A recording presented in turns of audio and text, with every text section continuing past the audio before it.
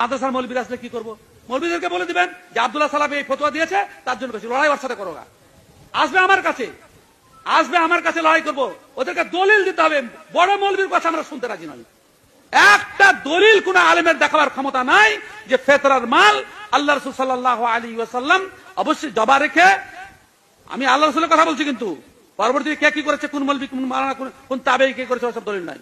আল্লাহ রাসূল সাল্লাল্লাহু আলাইহি ওয়াসাল্লামের যুগে ফেতরা জমা রাখা হয়েছে এবং ঈদের নামাজের পরে বিলি করেছেন। একটা দলিল চাই। সব আগে ভিতরে করেছেন। হ্যাঁ, যে ব্যক্তি হাদিসের স্পষ্ট কথা, ওমান আদ্দাহা বাদা সালাহ ফাইন্নাহা সাদাকাতুম মিনাস সাদাকাত, যে ব্যক্তি নামাজের পরে ফিতরা পৌঁছাবে সেটা সাধারণ দান হয়ে যাবে, ফিতরা আর হবে না। এই ক্ষতি করবেন না। মোড়ল মাতব্বরদেরকে অনুরোধ, পরের ঈমান আকীদা নিয়ে জীবন নষ্ট করবেন না। পুরোপুরি সম্পূর্ণ পৌঁছে দেন গরিবদের কাছে।